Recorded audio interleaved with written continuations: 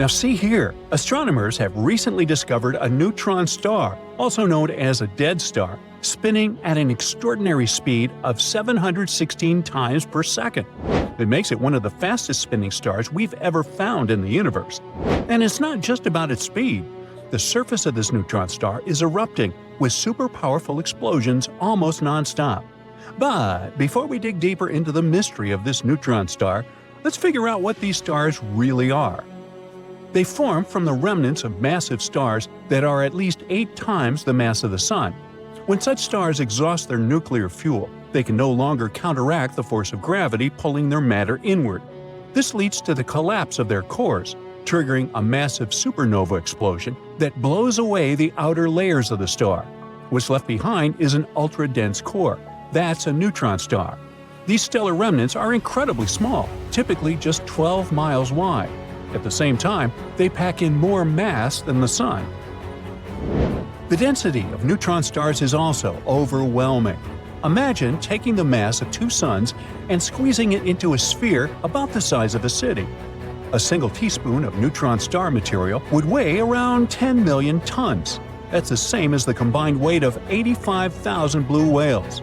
Such an extraordinary density is what gives neutron stars their immensely powerful gravitational fields.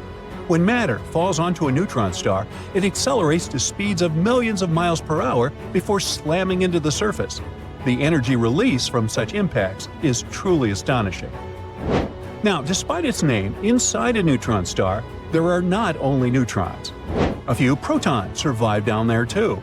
Now, normally, protons repel each other since they have the same positive charge. But in a neutron star, that crushing gravity forces them so close together that the strong nuclear force takes over. It pulls them toward the neutrons like they're all part of the same team. Inside the star, things get stranger the deeper you go. Near the surface, neutrons clump into blobs, kind of like a neutron gnagi. A bit further down, these blobs link together into long chains, forming what scientists call the spaghetti layer. I'm getting hungry. At even greater pressures, the spaghetti chains fuse side by side, creating flat sheets. Think neutron lasagna. Keep going any deeper, and the lasagna eventually breaks down into a uniform mass. But even then, the structure isn't smooth. There are gaps, long tube-shaped voids that look a lot like penny pasta. So inside a neutron star, you've got layers of gnocchi, spaghetti, lasagna, and penny pasta. And each of them represents the mind-bending results of physics under insane pressure. Okay, I'm definitely having Italian for lunch today. Now, the recently discovered neutron star is part of a binary system located in a dense star cluster. This cluster is situated near the center of the Milky Way galaxy, approximately 26,000 light-years from Earth, in the direction of the Sagittarius constellation. The record-breaking spin of the star is extraordinary. If we take a period of not a second, but a minute, it'll be over 42,000 revolutions per minute. At the same time, the newbie ties with another neutron star, which spins at the exact same speed. Such extreme rotation rates are rare and make these stars cosmic outliers in terms of behavior and properties. Oh wait, we can't but mention our neutron star's binary partner. It's a white dwarf, a dense remnant of a star similar in size to our Sun. This white dwarf is pretty fast too. It orbits the neutron star once every 11 minutes. This makes the couple a binary system, with the shortest orbital period ever observed. Imagine a stellar object zipping around its partner faster than the time it takes to prepare a cup of coffee. Yep, that's the kind of speed we're talking about here. This tight, rapid orbit shows how powerful gravitational forces are inside the system. So, you might be wondering what makes neutron stars spin so rapidly. It's something called the conservation of angular momentum. Let me explain. When a massive star collapses into a neutron star, it shrinks dramatically. Such a rapid compression gives an instant boost to its spin. It's like an ice skater spinning faster when they pull their arms inward. And the smaller the star gets, the faster it spins, which results in extreme rotation rates. In binary systems like this one, neutron stars can achieve even faster spin rates. Their trick is to steal matter from their companion stars. This process is called theft. No, accretion. The stolen matter carries that very angular momentum, which adds to the neutron star's rotation speed. The accreted material can also build up on the neutron star surface eventually. It triggers powerful thermonuclear explosions. They release immense amounts of energy, temporarily making the neutron star shine up to 100,000 times brighter than our Sun. It allows astronomers to study the intricate details of these extreme environments. NASA's X-ray instrument on board the International Space Station, officially called the Neutron Star Interior Composition Explorer and thankfully nicknamed NICER, observed 15 thermonuclear explosions on the surface of our neutron star between 2017 and 2021. One of those bursts displayed a unique pattern called thermonuclear burst oscillations. Those are highly asymmetric patches of brightness on the burning surface layers of accreting neutron stars. This pattern matched the spin rate of the neutron star and thus confirmed its extreme rotational speed. But wait, the best part is coming. While neutron stars are already extreme, there's another class of them that takes things to a whole new level – magnetars. Now, magnetars are neutron stars with unimaginably strong magnetic fields, up to 1,000 trillion times stronger than Earth's magnetic field. These fields set them apart from other neutron stars. They can distort atoms in nearby objects, making life impossible anywhere near them. As for the energy density of a magnetar's magnetic field, it's so high that it's 10,000 times greater than the mass density of lead. Magnetars also produce bursts of X-rays and gamma rays that are so powerful they can temporarily outshine entire galaxies. These bursts are often triggered by star quakes, violent shifts in the magnetar's crust caused by their own magnetic fields. For example, a gamma-ray burst from a magnetar in 2004 was so strong that it disrupted Earth's ionosphere. It hit Earth, and it was so intense that several satellites picked it up. The SWIFT satellite, built specifically to detect gamma-ray bursts from across the universe, didn't just detect the blast, it got hit with so much energy that its sensors got completely overloaded. And SWIFT wasn't even facing the burst. The energy was so strong it passed through the spacecraft and still overwhelmed its cameras. If a magnetar was located as close to Earth as the Moon, its magnetic field would erase all credit card data on the planet by wiping the magnetic stripes clean. Whoa, that's the level of power we're dealing with here. Magnetars are extremely active, but for a relatively short time. Their intense magnetic fields decay after about 10,000 years. After that, they stop emitting strong X-rays and gamma rays. Astronomers think that there are at least 30 million inactive magnetars in the Milky Way galaxy alone.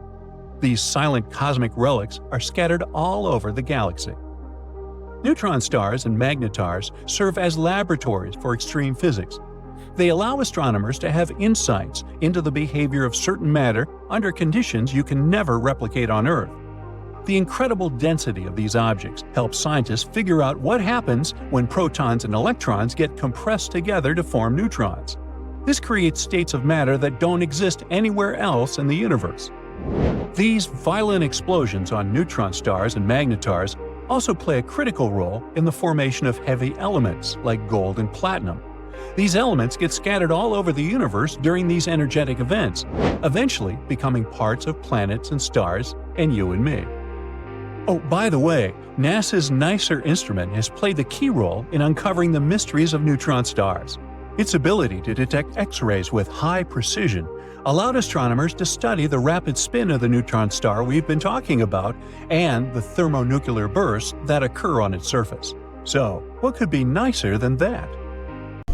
Back in 2008, astronomers found a mysterious something orbiting a star called Fomaloot. The star is very bright and sits about 25 light-years away from us. Trillions of miles, sure, but pretty close in space terms. It's in the constellation Southern Fish, the one that looks like a single fish floating in the southern night sky.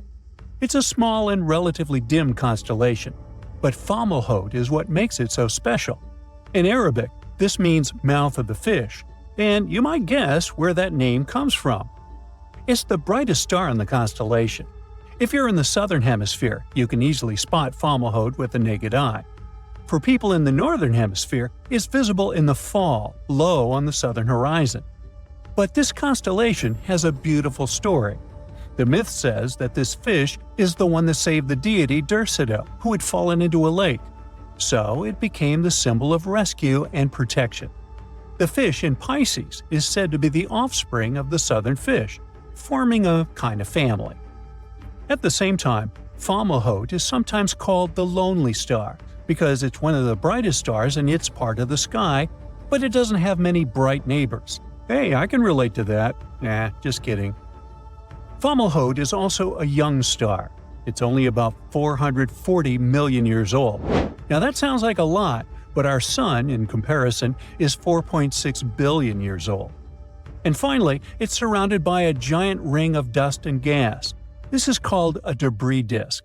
It's like a dust cloud that serves as the birthplace of planets. It's like the Kuiper Belt in our own solar system, where Pluto lives, but on a much grander scale. But then, astronomers noticed something odd about this disk. It wasn't evenly shaped. This means that there's something that influences gravity nearby. A planet, perhaps? And when they took pictures of the disk, they found a faint glowing dot inside it. That was our mysterious gravity center, Fomaloot b, or how they named it later, Dagen. They immediately thought it was a planet. In 2008, it was a huge deal because scientists captured an actual image of it using the Hubble Space Telescope. Now that's a super rare thing, especially for objects outside our solar system, not to mention such tiny things as planets. And the photos were fascinating. At first, everyone was excited about the new world. Scientists thought that Dagen was a massive planet, something maybe like Jupiter, a gas giant. They even guessed that it had an oval-shaped orbit, which means that it would take about 1,700 years to go around its star just once. That's one of the craziest orbits we've ever seen. But as they kept studying Dagen, they noticed that things don't add up. For starters, they couldn't find it in infrared light. Now, planets that big usually give off heat, and telescopes like Spitzer, which look for heat signals, found nothing. Weird, right? Also, the planet was moving too strangely. Its orbit didn't match what you'd expect if it were shaping the dust ring. So scientists started thinking, maybe it's not a planet at all. And as the doubts creeped in, the hype calmed down. In 2020, they noticed another strange thing about Dagen. It was getting dimmer and spreading out. And well, planets don't usually do that, but clouds of dust do. This led to a new idea.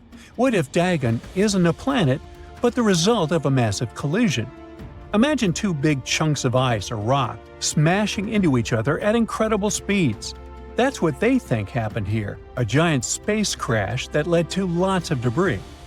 That's how it got officially removed from the list of exoplanets. But then, in 2023, the new James Webb Space Telescope, which is even more powerful than Hubble, decided to take a closer look at Dagen. And when scientists looked at the data, they jumped back into the previous debates. Wait, it might be the planet after all. All this scientific back and forth led to Dagen getting dubbed the zombie planet. But after a while, astronomers finally found the middle ground. Dagen really turned out to be a dust cloud that's slowly disappearing, but there could still be hidden planets in the system. There's another ring of dust closer to the star that might be shaped by an unseen planet. There are many mysterious weird planets out there. Trace 2b orbits a star 750 light-years away from Earth, much farther out than our Dagen. It's in a region of the sky that's been heavily studied by planet hunters.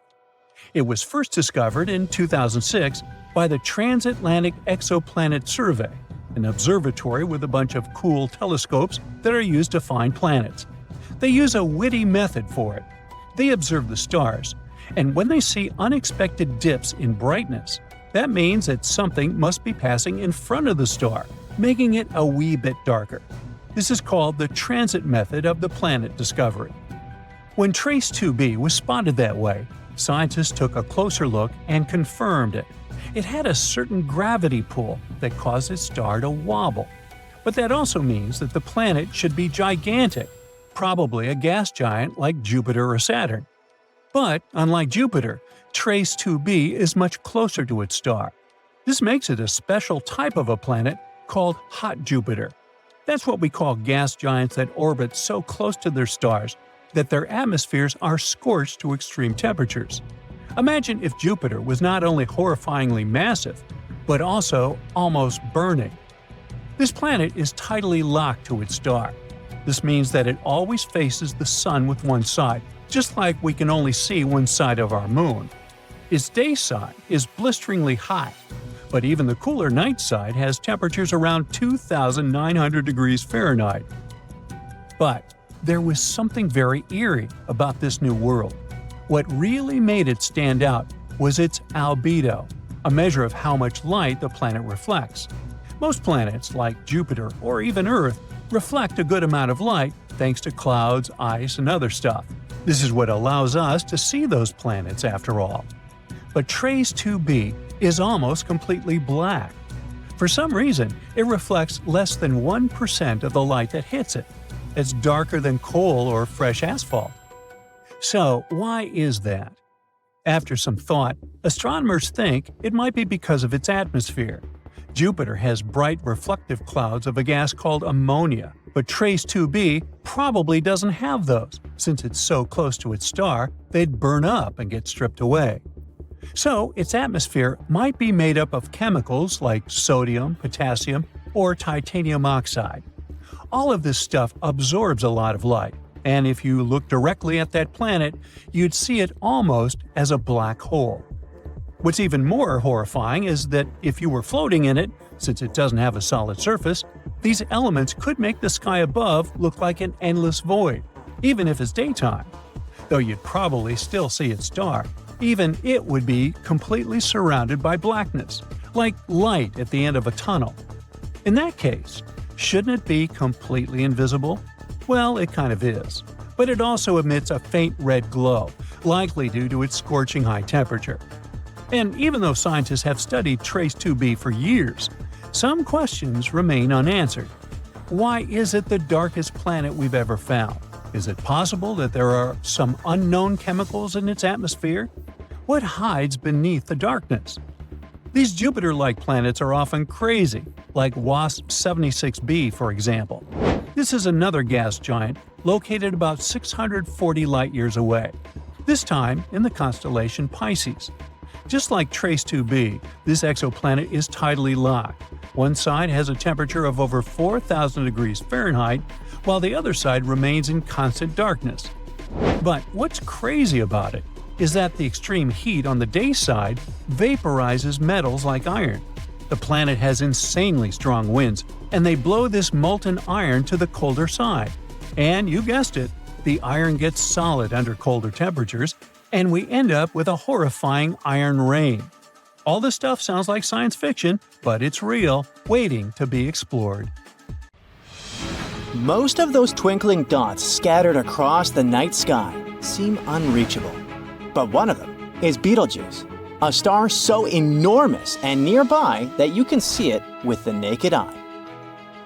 To find it, locate the first 3 big dots in the Orion's belt. A reddish star to the left is Beetlejuice. It's one of the brightest stars we can see from Earth. And it's just 640 light-years away, no big deal. Beetlejuice has a blue-white O-type star, which is one of the hottest types to exist. Beetlejuice was scorching hot, reaching temperatures of about 90,000 degrees Fahrenheit. Although that was back in the day, now it's an elderly star and it cooled down to just 5,800 degrees. You know, vacation weather. Blue-white stars are absolutely massive and burn incredibly bright because they have loads of hydrogen fuel. But they have a price to pay for this glory. They burn through their fuel super quickly. As they age, they transform into red giants. This is exactly what happened to Beetlejuice. It burned through its hydrogen and started burning helium instead. This caused its outer layers to puff up like a balloon, turning it into a red supergiant and making it one of the largest stars out there. Now it's stretching over 700 million miles in diameter. Now it's about 1,000 times bigger than our Sun. If Beetlejuice replaced it, it would swallow up Mercury, Venus, Earth, Mars, even Jupiter. And its atmosphere would almost reach Saturn. But something strange has been going on. Beetlejuice spinning way faster than it should for a star of its size. Huge stars like Beetlejuice are expected to rotate slowly, but it suddenly started spinning at a rate of about 3 miles per second. Thanks to powerful radio telescopes, Beetlejuice's orange-red surface can be seen in detail. That's how we learned that it often changes its brightness. Sometimes Beetlejuice shines super brightly and then gets very dim. This happens about every 400 days. And recently, a telescope called ALMA, which is made up of many antennas working together as one, showed that Beetlejuice's surface seems to be moving unevenly. It's like one side is coming towards us while the other is moving away. But all of it might be a trick of light. Beetlejuice isn't as smooth as our sun. Instead, it's super chunky. Its surface is like a boiling cauldron. It's bubbling and churning incredibly fiercely. Imagine giant plumes of hot gas erupting from its core, reaching the surface and then vanishing back inside. And these bubbles are bigger not only than the sun, but Earth's entire orbit around the sun. These bubbles also rise and fall super quickly, even faster than a spacecraft. And maybe this tricks our telescopes into seeing it spin faster than it really does. Some astronomers also think that Beetlejuice could have swallowed up another star, and this gave it a spin boost. But these are all just theories. Things got even more complicated when Beetlejuice dimmed once again, this time in a pretty unexpected way. What's interesting, it was discovered using a weather satellite. A regular telescope had a hard time seeing Beetlejuice clearly because of Earth's atmosphere. So they used a satellite that normally watches Earth's weather, but can also take pictures of space. As we mentioned, it usually brightens and dims about every 400 days. But recently, it suddenly dimmed by 2.5 times more than ever before. This event got the name the Great Dimming. The first theory said that Beetlejuice cooled down and sneezed out a bunch of material, creating a massive dust cloud.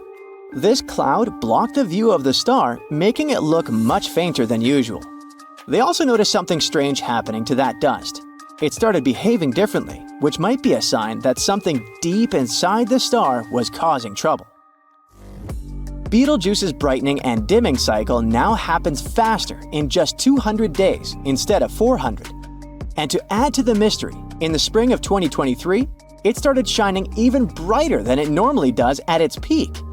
Why is this frightening? Because Beetlejuice might be preparing for its grand finale, and this wouldn't be very good for Earth. We might be on the verge of a supernova. When massive stars like Beetlejuice run out of fuel in their cores, they start burning different elements like carbon, oxygen, and silicon.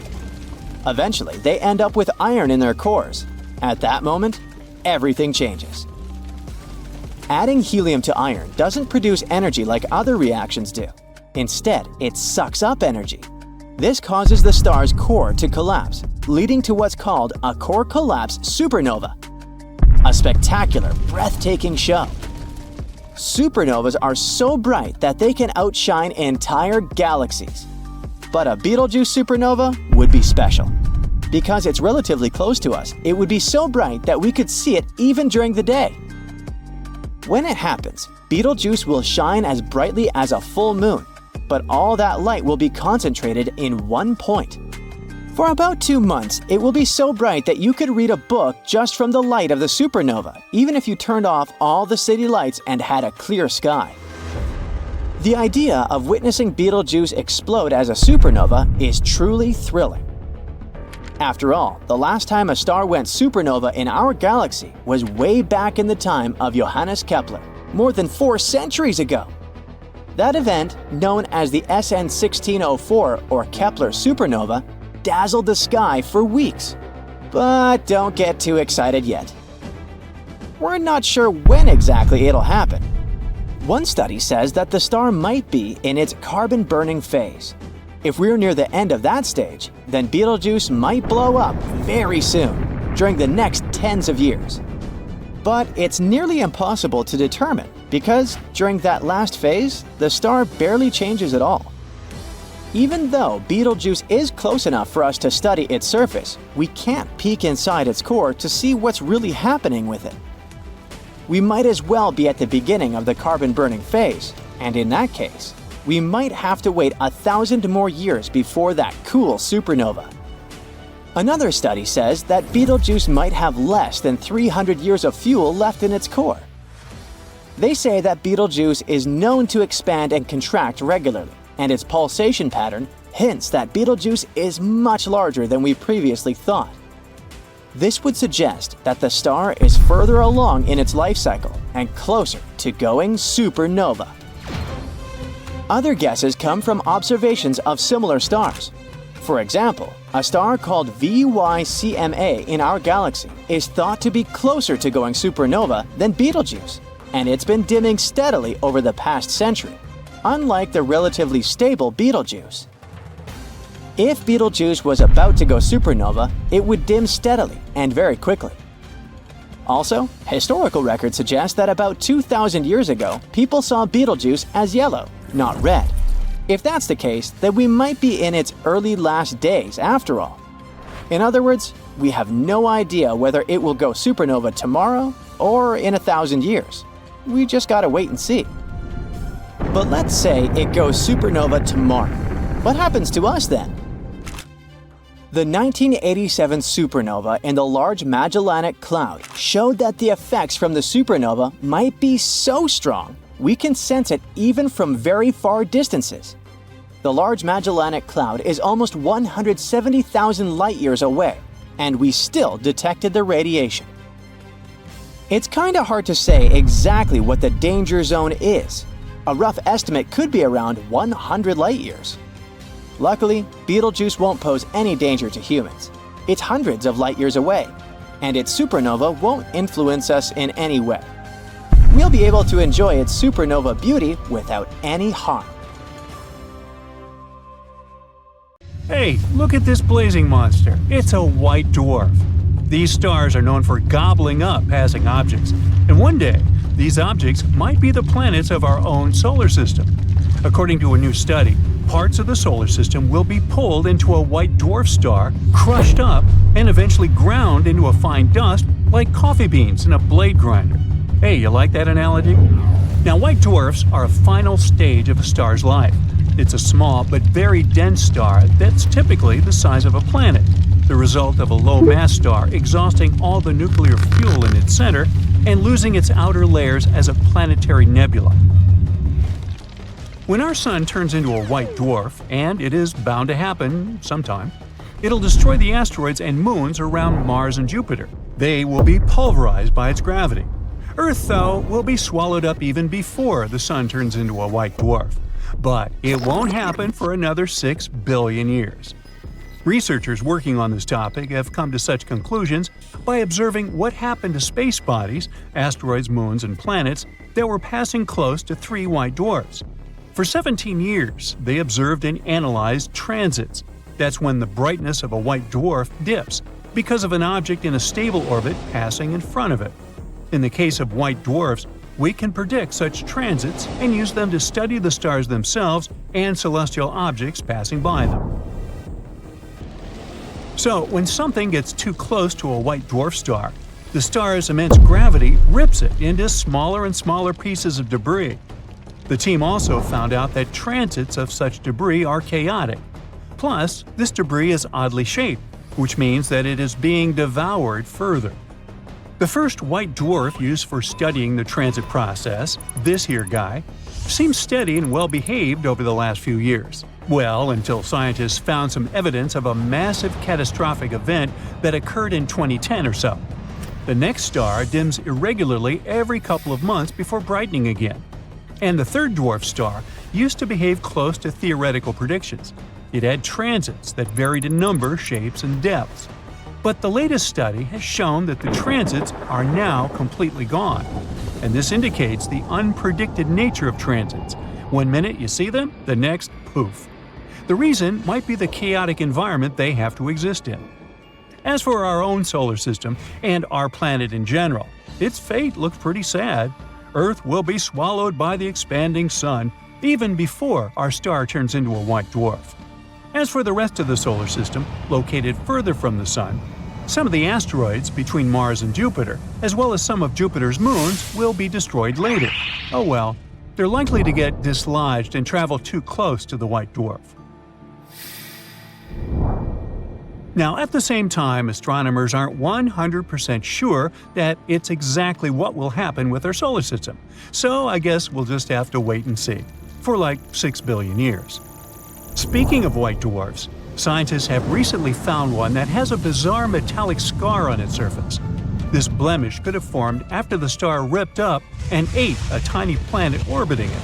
White dwarfs with traces of metal in their atmospheres aren't rare. These traces are left by planets falling into stars, affected by their gravity. Experts have long thought that such metal should be distributed evenly across the surface of such polluted white dwarfs. But a new study has discovered a white dwarf with a weird concentrated patch of metal. This star was monitored over a period of 2 months with the help of the Very Large Telescope in Chile. The researchers found an opaque patch of metal. It was located over one of the star's magnetic poles and blocked some of the star's light as it rotated. Based on this position, astronomers concluded that the material could have been funneled into the star by its powerful magnetic field. This process is similar to one causing auroras on Earth, where charged particles follow the magnetic field to the surface. Now, the planet destroyed by the white dwarf was most likely very small, around the same size as asteroid Vesta in our solar system, which is a mere 326 miles across. Its debris is now prominently displayed on the host star's surface. It makes it easier for researchers to examine what the planet's geochemistry was before it was devoured. Such a study might even turn out to be one of the best ways to observe small worlds beyond the solar system, even if such a world has already met its demise. There might be many more scarred stars like this one. The one in question was the first, but probably not the last. Even better, astronomers have already discovered 2 white dwarfs that seem to have similar scars. Making repeat observations of such stars might help us unearth, pardon the pun, no, I meant to do that, unearth even more secrets and make more discoveries. Another bizarre white dwarf discovered not long ago seems to have stopped cooling due to the formation of internal crystals. It challenges existing theories on star aging, and also questions the method of stellar age estimation. But scientists might have understood why it may be happening. White dwarfs are believed to be dead stars. They keep cooling down over time, and normally this process can't be reversed or paused. But in 2019, the European Space Agency's Gaia satellite discovered a number of white dwarf stars that had stopped cooling for more than 8 billion years. It might mean that some white dwarfs can generate a lot of extra energy, which is at odds with the classical dead star theory. At first, astronomers couldn't figure out how it might happen. But in the end, more than 97% of stars in the Milky Way galaxy turn into white dwarfs. Astronomers have long thought that such stars are at the end of their lives. After depleting their nuclear energy source, they stop producing heat and cool down. Eventually, the dense plasma in their insides freezes into a solid state and the star solidifies from inside out. The whole process can take billions of years. But the new research claims that in some white dwarfs, this dense plasma doesn't simply freeze.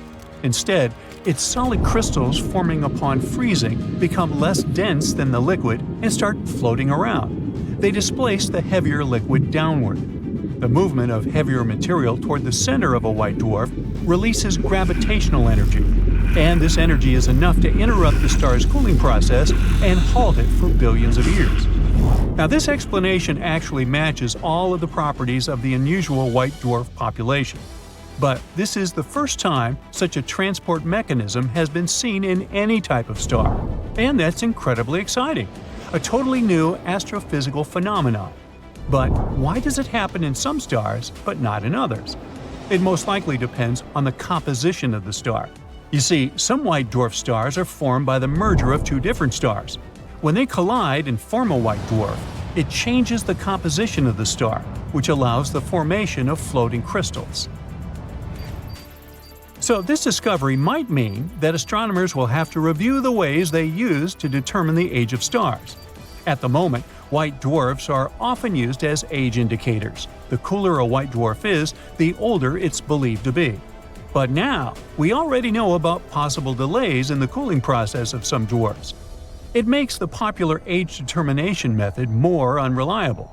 Some stars of a given temperature may be billions of years older than we previously thought. The recently uncovered transport mechanism within white dwarfs means that some of these stars can be shining as bright as normal for billions of years. This complicates age dating and the use of white dwarfs to reconstruct the formation of our galaxy. Hey, stay tuned. Locating the North Star is quite easy on a clear night. The only thing you need to do is find the Big Dipper. Those two stars on the end of the Dipper's cup point the way to the North Star.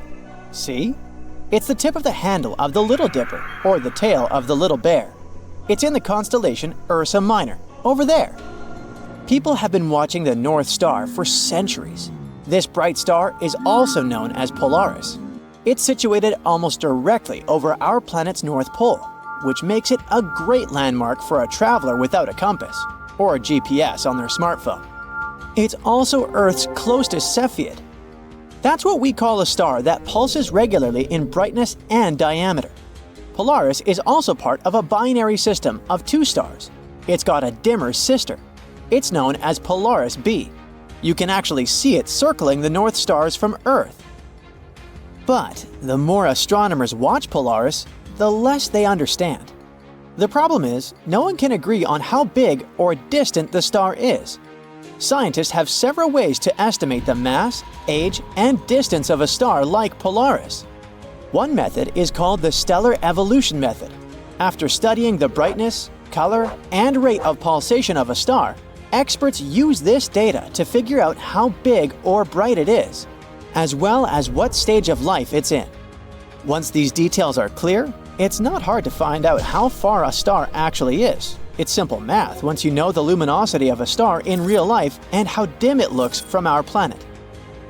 Such models are especially precise for stars like Polaris because the rate of their pulsing is directly related to their brightness. This makes it easy to figure out the distance to any of those stars. Astronomers trust this method so much that Cepheids have become an important tool for measuring distances all across the universe. At the same time, there are other ways to study the North Star, and they don't agree with the stellar evolution models. Polaris is a so-called astrometric binary. It means you can see its companion going around it. It looks as if a circle is being drawn around the bigger star. To complete one orbit, the smaller star needs around 26 years. Even though astronomers haven't made detailed observations of Polaris B's full circuit, they've seen enough to know what its orbit looks like. Using this information, one can apply Newton's laws of gravity to calculate the masses of the two stars. Combined with the Hubble Space Telescope's new measurements, these calculations lead to very precise numbers. Polaris is supposed to be around 3.45 times the mass of the Sun, but that's much less than the mass you get from stellar evolution models. They suggest a value of almost 7 times the mass of the Sun. But there's another reason why this star system is weird. After calculating the ages of the stars, researchers concluded that Polaris B is much older than its bigger sibling, but it's extremely unusual for a binary system. Normally, both stars are of the same age. One explanation might be that at least one of the measurements is simply wrong. After all, Polaris is a difficult star to study. Since it's positioned above our planet's North Pole, it's outside the field of view of most telescopes. As for those telescopes that do have the needed equipment for measuring the star's properties precisely, they're typically used for studying much more distant and fainter stars. Polaris is simply too bright for such instruments. It blinds them. There's a theory that the main star of the Polaris system was once two stars, but they collided a few million years ago. Such a binary collision could rejuvenate stars by pulling in extra material and making the stars look as if they went through the fountain of youth. It would also explain some other oddities, since stars that appear as a result of binary collisions don't fit stellar evolution models. Unfortunately, so far, none of the theories have been confirmed. The North Star is actually a big deal. Earth is spinning non-stop, which causes the sun to rise and set and stars to travel across the sky. Our planet is also tilted. That's why we have seasons. If we drew a line through the axis Earth spins around and extended it over 300 light-years past the North Pole, at the end of that imaginary line, there would be the North Star. It stays almost exactly at the same spot in the sky at all times and always points the way north. It's really important for navigation. People heavily relied on it in the days before GPS. If you were standing on the equator, Polaris would be right at the horizon. At the North Pole, it would seem to be right over your head. In other words, using the star's height in the sky, you can not only figure out the needed direction, but also understand where you are on Earth. Curiously, there's no South Star. There isn't a bright enough star right above the South Pole, but one day we might get such a star. When you spin a top on the table, its end moves in a circle. We know this phenomenon as precession. Earth behaves in the same way, and the North and South poles won't always point towards the same spots in the sky. In the next 26,000 years, it may cause the North Star to change from Polaris to a few other stars and back again. One day, the title of the North Star will go to Vega. It's the 5th brightest star in the night sky and the 2nd brightest in the northern celestial hemisphere. Vega has another name, Alpha Lyrae. That's because it's the main star of the Lyra constellation. Vega has been one of the most crucial stars to people since ancient times. It's very bright and blue, hence very recognizable. Vega was the North Star several thousand years ago, and it'll regain this status in 12,000 years or so. This star is located a mere 25 light-years from Earth. It's just 450 million years old, which makes it way younger than our own 4.6 billion-year-old star system. Astronomers study Vega to learn more about star systems in the early stages of their formation. Vega is almost directly overhead at mid-northern latitudes on a summer night. It hides behind the horizon for only 7 hours a day. You can see it on any night of the year. If you travel farther south, you'll find out that Vega lies below the horizon for longer periods of time. But in Alaska, northern Canada, and some parts of Europe, Vega never sets. Vega's blue-white light is bright enough to be featured a lot in ancient cultures, from the Chinese to the Polynesians to the Hindus. Vega's name can also be translated as falling or swooping. This is a reference to the times when people regarded this constellation as a swooping vulture, not a Lyre. Vega was also the first star to get photographed, other than the Sun, of course. To do it, astronomers at Harvard College Observatory used a 15-inch refractor, and it happened again in 1850. Around 2 decades later, an amateur astronomer broke down Vega's light to reveal various elements making up the star. In 2006, thanks to telescopic observations, scientists found out that Vega was whipping around so fast that its poles were several thousand degrees warmer than its equator. The star rotates every 12.5 hours and is at 90% of its critical rotation speed. That's the velocity at which an object can tear itself apart. In 2013, researchers announced that they had discovered an asteroid belt around Vega. It means there might be planets somewhere out there among space rocks. There are 2 areas, an outer region that contains icy asteroids and an inner region with warmer space rocks. Scientists can examine bright stars like Vega using NASA's mission called TESS, which stands for Transiting Exoplanet Survey Satellite. It was launched in 2018 to conduct an all-sky survey. The main goal of this mission is to search for exoplanets, but the satellite can also look for star variability. By examining such stars as Vega, TESS can help scientists learn more about the early stages of star evolution. Chabilski's star was discovered in the 1960s. Since then, astronomers have been intrigued by its unique chemical makeup. The star is suspected to contain ultra-rare elements, verging on the almost impossible. Using special equipment on the European Southern Observatory's telescope in Chile, researchers took readings of the star's magnetic field. They discovered that the star's rotation period, which is the time it takes to finish one revolution on its axis, stretches out over almost 200 years, which is super slow. Of course, there are even more bizarre objects called apstars. They're a chemically interesting category of stars that rotate extremely slowly, with one rotation taking up to 1,000 years. What makes these stars even more peculiar is a wide range of chemical elements astronomers detect when analyzing their stellar spectrums. But if we look at Chabilski's star, we'll see that it's both similar to and different from other apstars. It contains unusually low amounts of iron and nickel. Our Sun has 10 times more and incredibly high amounts of rare, heavy elements. Those might include strontium, cesium, and neodymium, as well as at least 2 undiscovered elements. They wouldn't occur through any natural processes we currently understand. There's a hypothesis that the presence of such heavy elements could be caused by a star's unseen companion, like a neutron star. Some people go as far as to say that such an incredible chemical makeup could be a sign of an alien technosignature. Any specialist will tell you that it's the strangest stellar spectrum they've ever observed. Some even claim that there are so many chemical indicator lines you can't immediately understand what you're looking at while observing the star's spectrum. Chabilski's star also contains high levels of radioactive elements that take a few thousand years to decay. And here's where another mystery lies. They should have long vanished from the star.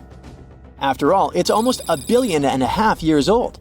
Scientists haven't managed to figure out the reason for the presence of these elements yet.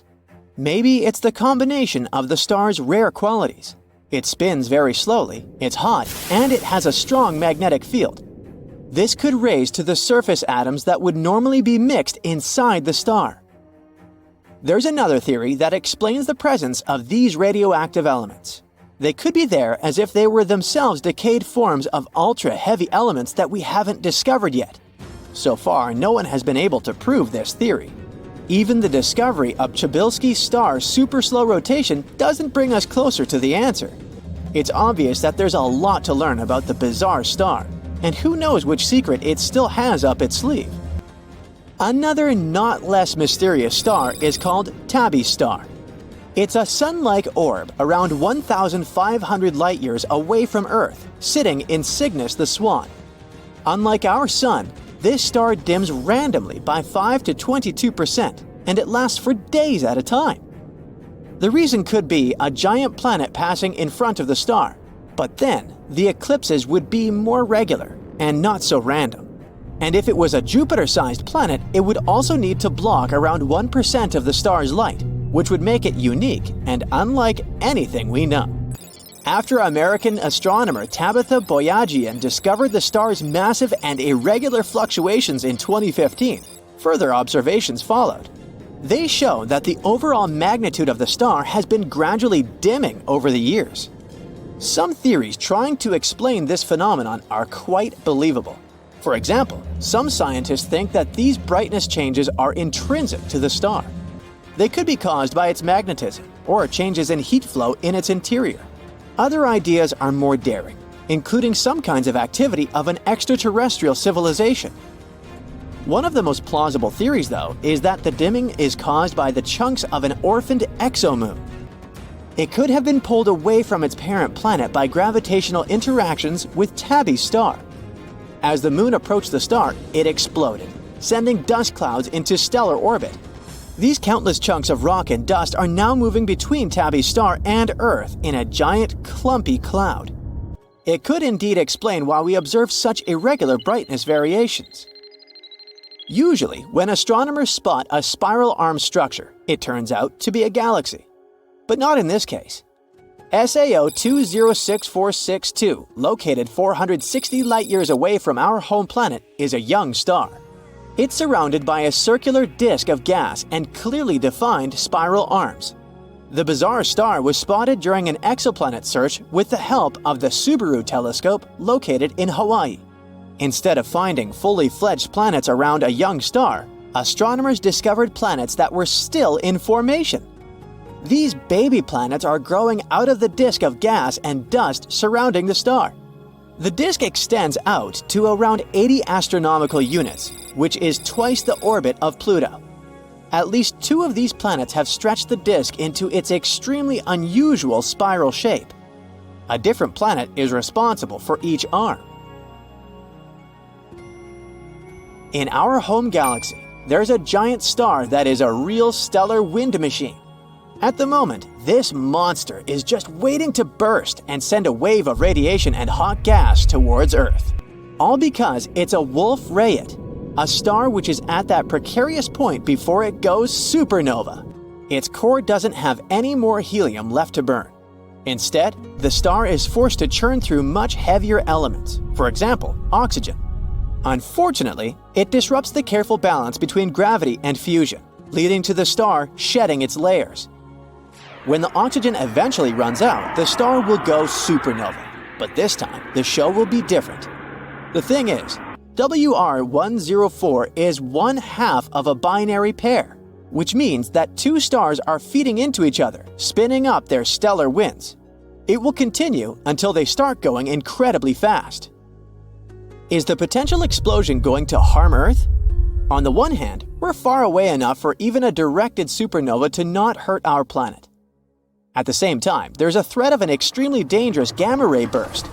Luckily for us, it takes a very specific and unlikely train of events for a Wolf-Rayet to produce a gamma-ray burst. Plus, even if it does, the star might be pointed far away enough for the danger to miss us.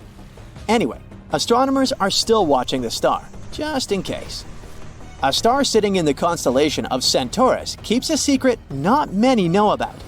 At first glance, it looks like a dim white dwarf, but when astronomers analyzed it, it turns out to be incredibly dense.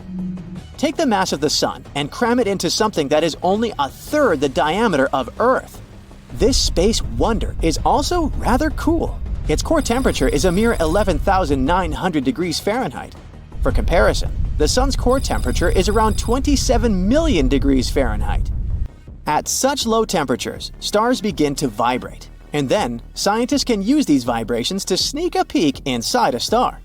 And in the case with the star in question, which was later named Lucy, they discovered that its carbon core had crystallized. In other words, it formed a giant diamond 10 billion trillion carats in size. Since the discovery of Lucy, a few other crystallized stars have been spotted. Some of them have diamond hearts the size of our planet. The last bizarre star for today is called Vega, and it's squashed. The star's bulging waistline is caused by an extremely high spin rate. Vega rotates once every 12.5 hours. This pushes the material around its equator outward. It also leads to the phenomenon known as gravity darkening, when stellar material further from the center of the star experiences less gravity, which makes it cooler and darker. So when Vega faces Earth pole end on, it looks perfectly round. But the dark halo around its middle is a telltale sign of Vega's oblate shape. Stargazers, come up here, because I have exciting news. Astronomers have just completed the full mapping of 2 pairs of stars outside our Milky Way galaxy that are chowing down on their stellar neighbors. Not only does it give us a better understanding of stars in general, but it can also help us measure distance in the night sky. Did you know that more than half of the stars in our Milky Way are paired? And while it's unlikely that other galaxies have a significant number of binary stars too, they're usually too faint to see. But these so-called symbiotic stars, where one star consumes the other, are extremely bright and easier to observe. And, according to scientists, measuring the orbits of these symbiotic star systems is an essential step towards learning whether other galaxies create binary stars like those in our Milky Way. Now, let's get down to the nitty-gritty. A pair of stars may be born together, but due to their masses, they age differently. The more massive one burns through its material faster, reaching the end of its lifetime first, and leaves behind a compact white dwarf. White dwarfs are small and dim, but can pack the mass of the Sun into an object the size of Earth. If close enough, their gravity can pull material from their companion, creating a signal that astronomers can identify from far away. Draco C1 and Lynn 358 are the symbiotic stars that have been fully mapped. The stars in Draco C1 take roughly 3 Earth years to orbit one another, while Lin 358's components take just over 2. These are the first full orbital measurements of any symbiotic star system outside the Milky Way. The new measurements will help astronomers better understand star formations in other galaxies. In some symbiotic stars, the white dwarf can slurp enough material from its companion that it explodes in a supernova. These supernovae are incredibly bright and can be seen across the universe. They all start out with the same brightness for a nearby observer, making them like a sort of standard candle for measuring the universe. While Draco C1 and Lin 358 are unlikely to explode as supernovae anytime soon, understanding how they work can provide us with a better understanding of how these standard candles evolve. If you're here to complete your knowledge of weird stars in the universe, don't be disappointed. We're not finished just yet. Have you ever wondered about the biggest stars in the universe? Scientists have recently discovered a gigantic star called Scutty. This bad boy is located about 9,500 light-years away from Earth and is truly out of this world. It's about 1,700 times larger than our Sun, which means if it were in our solar system, it would reach past Jupiter's orbit. There's more. Scutty isn't just massive, it's also super bright. It's what scientists call a red supergiant, and it shines with a brightness of about 340,000 times that of our Sun.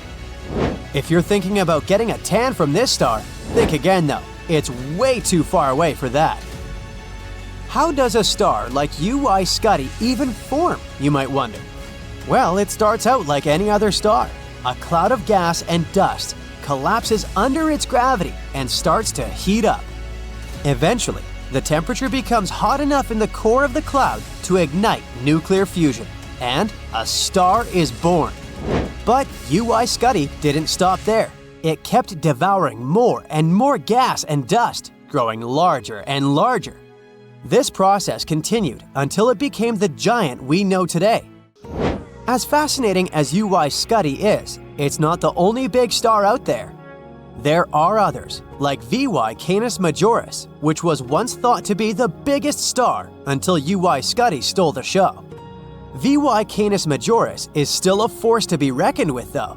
It's about 1,400 times larger than our Sun, and located about 5,000 light-years away from us. But here's the kicker. Stars like Scutty and VY Canis Majoris aren't even the biggest things in the universe, not by a long shot. There are objects called hypergiants that make these stars look like ants in comparison.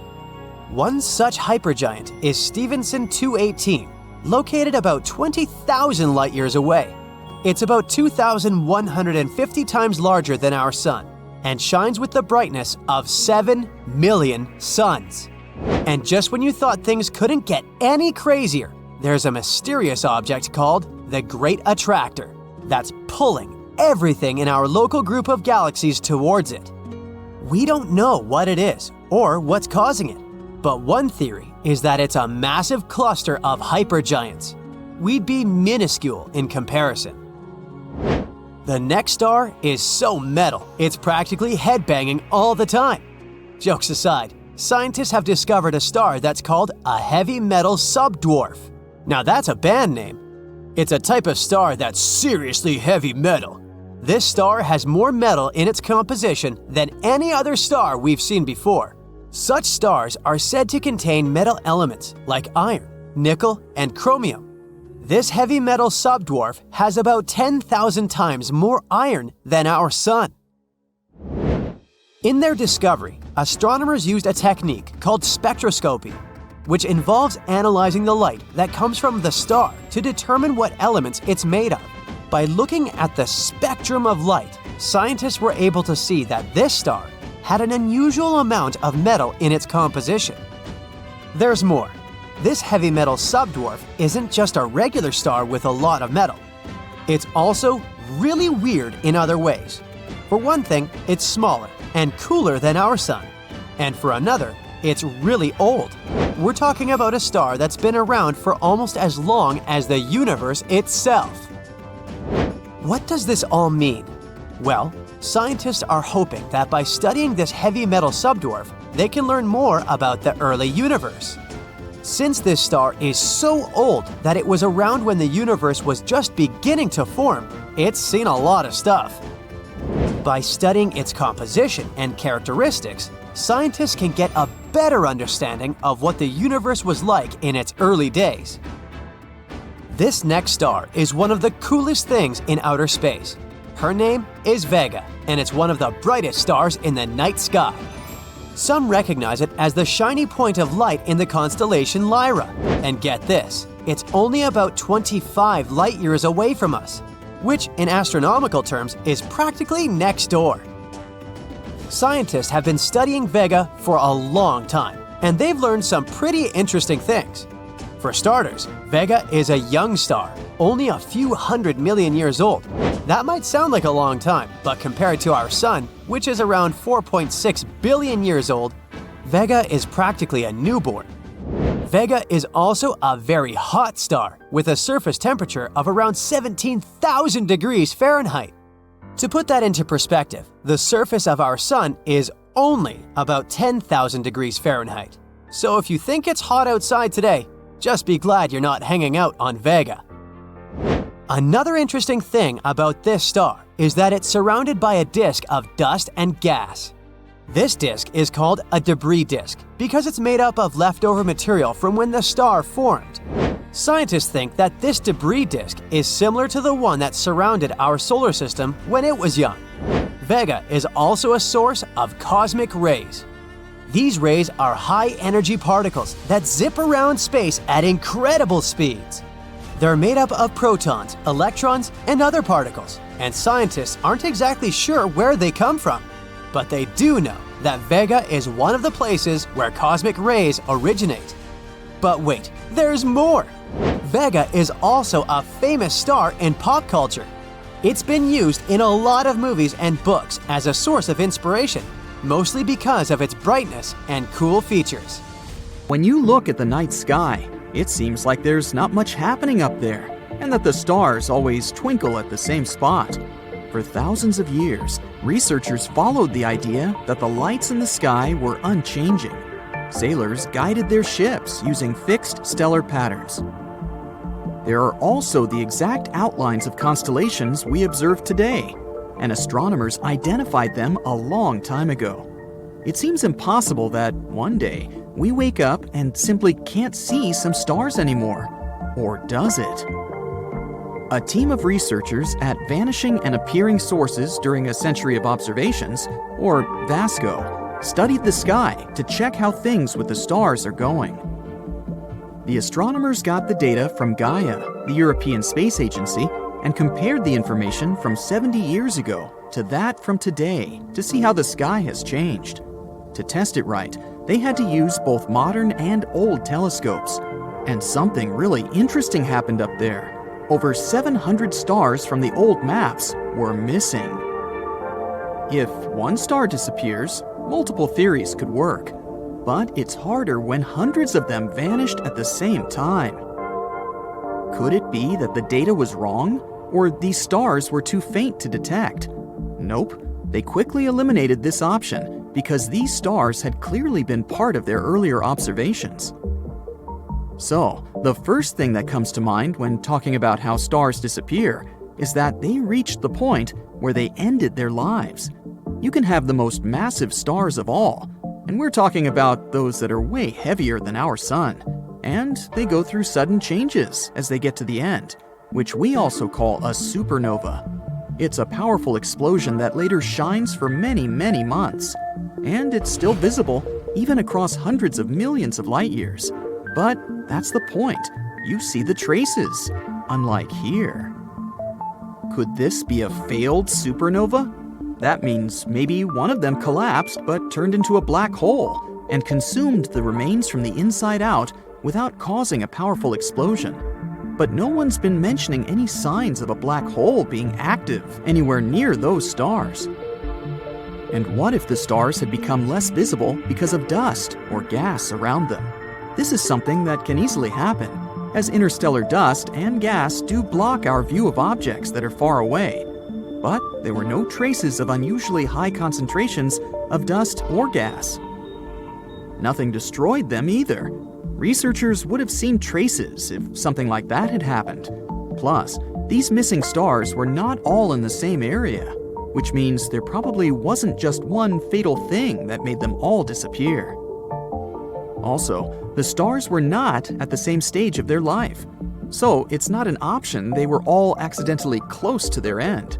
They weren't particularly old or young, and they were on different levels in size and brightness.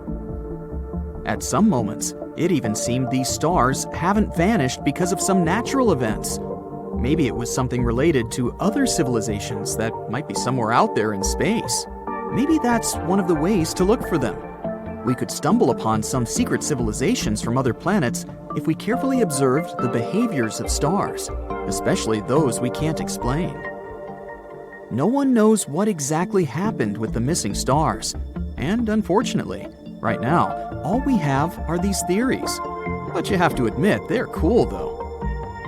Maybe it's just some kind of optical afterglow caused by gamma-ray bursts, or maybe even fast radio bursts. Fast radio bursts are powerful pulses of radio waves. They can release more energy in a couple of thousandths of a second than our giant sun does in almost 100 years. We don't really understand how these energy eruptions work yet, so we don't know what they can do. But still, hundreds of stars at approximately the same time. There are between 100 to 400 billion stars in our galaxy, so we'll probably see some of them disappear too. Hopefully, we'll understand better why such things can happen. Of course, scientists are not sure about this number because we can't see all of the Milky Way stars from our home planet. Some are too faint, some are too far, or even hidden by dust or gas. But they assume these numbers based on the size, shape, and likely mass of the Milky Way. And out of billions of stars, there are a little over 9,000 of them we can see with the naked eye. If you want to see more, you need a good telescope that will reveal those fainter ones your eyes are unable to discern. Many of the stars we see in the night sky are probably not alive anymore. Stars are giant balls of gas that produce light and heat through nuclear fusion in their cores. However, stars also have a limited lifespan, and eventually, they run out of fuel and stop shining. When a star passes, it can either become a white dwarf, neutron star, or black hole, depending on its size. Scientists have discovered that some of the stars we see in the night sky are too old to still be shining. This means that they may have faded, but we are still seeing their light because it takes so long to reach us. Actually, we may be looking at the past when we look up at the stars. Check out all of the stars you can see with your bare eyes. They lie within about 4,000 light years of us. That means what we're seeing are stars that appeared 4,000 years ago.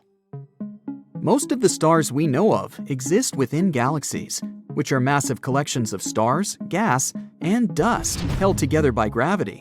Still, there are large areas of empty space between galaxies too. And the question is, could they have any stars? It seems that these areas of space are not completely empty. There is still some gas and dust, as well as dark matter, which is a type of matter that we cannot see but we know exists because of its gravitational effects on other objects. Scientists have even discovered a few isolated stars in these areas of space.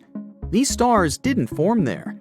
They ended up there by accident, which means they have probably been ejected from their galaxies by gravitational forces or collisions with other objects. And there could be more of these stars than we realize, but they are simply too dim to be seen from Earth. Stars don't actually twinkle. It's more that we just see it like that from the Earth. It seems like they twinkle because of the turbulent atmosphere of our planet. The light from a star must pass through many layers of the atmosphere. Not every layer is equally dense, so this causes the light to slightly deflect and change in color and intensity. There's one star named Sirius that sometimes twinkles, sparkles, and flashes so much that some people even tend to report it as something extraterrestrial. This is because Sirius is very bright and is often low on the horizon, which means it experiences more of these special effects of the Earth's atmosphere. When in space, astronomers and astronauts who observe stars from there don't see them twinkling. Hey, want to hear something cool? Me, you, your friends, the rest of humanity, we're all made of stardust. The elements that make up human bodies and all life on Earth were formed inside stars. The building blocks of life, such as carbon, nitrogen, and oxygen, were created inside stars and were eventually released into space when the stars were gone. These elements then became part of new stars, planets, and eventually life on Earth. The iron in our blood was created in the cores of supernovas, which are massive explosions that occur when stars fade. Some say that even the calcium in our teeth and bones is likely to come from exploding stars. The oxygen in our lungs was created in the cores of massive stars before being released into space through supernovas.